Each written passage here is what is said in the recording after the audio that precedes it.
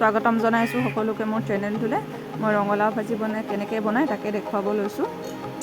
প্ৰথমে এডোখৰ ৰঙালাও লৈ লৈছোঁ আৰু ৰঙালাওৰ লগত বনাবলৈ মই এটা শুকান মাছ লৈছোঁ আৰু লগতে এটা আলুও লৈ লৈছোঁ। মই 3টা মানুহৰ জোখাৰ বনাইছোঁ যেতিয়া বস্তুখিনি কম কমকৈ লৈছোঁ।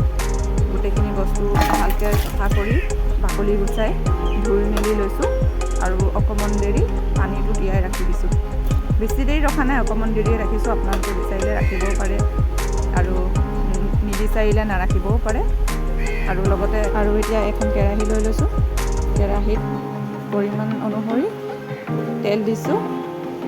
তেলখিনি গৰম হ'লে তাতে মই চফা কৰি থোৱা গৰম পানীৰে ধুই থোৱা শুকান মাছখিনি দি দিছোঁ।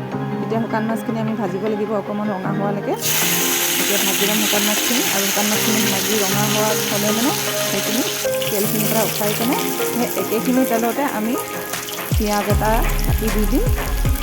পিঁয়াজটো ৰঙা হোৱালৈকে ভাজি ল'ম আৰু পিঁয়াজটো ৰঙা হ'লে মানে তাতে আমি কাটি থোৱা ৰঙালাও আলু দি দিম।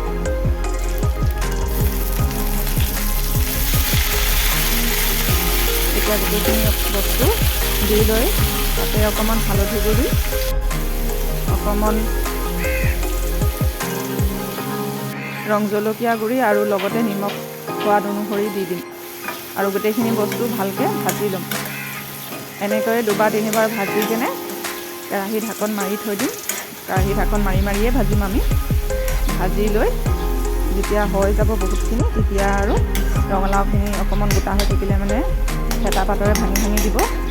সেইখিনি হৈ গ'লে মানে হৈ যোৱাৰ পিছত হৈ গ'লে মানে 2-3বাৰ ভাজি ল'লোঁ আৰু তাৰপিছত আমি যোনখিনি শুকান মাছ ভাজি থৈছিলোঁ তাতে শুকান মাছখিনি দি দিম আৰু 2-3বাৰ লৰাই দিম।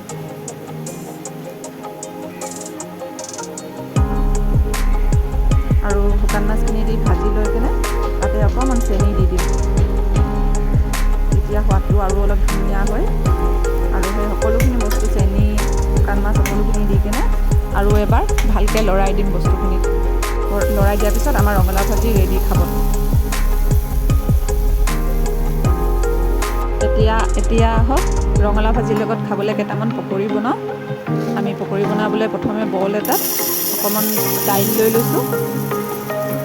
দাইলখিনিত অকণমান পানী দি লৈ 1 ঘণ্টাৰ কাৰণে আমি চ'ক কৰি ৰাখি দিম।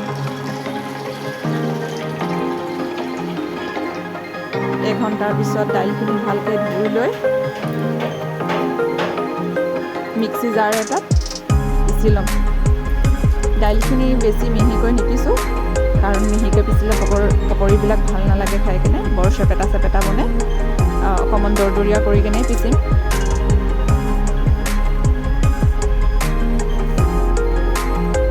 দৰদৰীয়া কৰি পকৰি বনালে মানে পিচি বনালে মানে ভাল লাগে খাই। এতিয়া পিচি লোৱা দাইলৰ পেষ্টখিনিত অকণমান হালধি গুড়ি দিম, অকণমান ধনিয়া গুড়ি দিম, অকণমান ৰং জলকীয়া গুড়ি দিম আৰু অকণমান জিৰা গুড়ি দিম।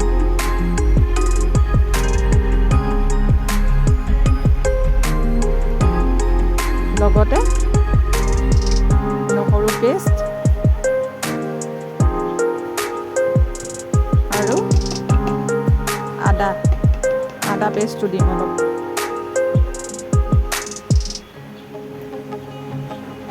আৰু পিঁয়াজটো লাগিবই, পকৰিত মেইন বস্তু পিঁয়াজে হয়। পিঁয়াজো দিম আৰু পিঁয়াজটো অকণমান সৰহকৈ দিম, যিহেতু পকৰিত পিঁয়াজ সৰহকৈ হ'লে ভাল লাগে খাই কেনে। আৰু লগতে সোৱাদ অনুসৰি নিমখ দিম।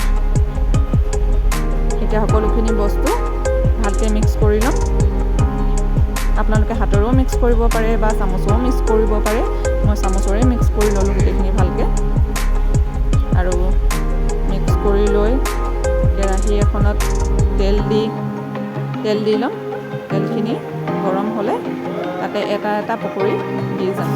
আপোনালোকে কেৰাহীৰ ৰংটো ইগন'ৰ কৰিব, কাৰণ তেল থৈ দিওঁ কেৰাহীখনত, সেইকাৰণে ক'লা হৈ গৈছে কেৰাহীৰ ৰংটো। দিয়া গোটেইখিনি পকৰি ভালকৈ গৰম তেলত ভাজি ল'ম। গেছটো আপোনালোকে মিডিয়াম কৰি ৰাখিব। আৰু পকৰিৰ কালাৰ যেতিয়া ৰঙা হৈ আহিব গম পাব পকৰি আমাৰ ৰেডি হৈ গ'ল। এয়া পকৰি আমাৰ ৰেডি। ৰঙালাও ভাজি লগত পকৰি খুবেই ভাল লাগে খাই কেনে। আৰু চোৱাৰ বাবে আপোনালোকৰ বহুত বহুত ধন্যবাদ।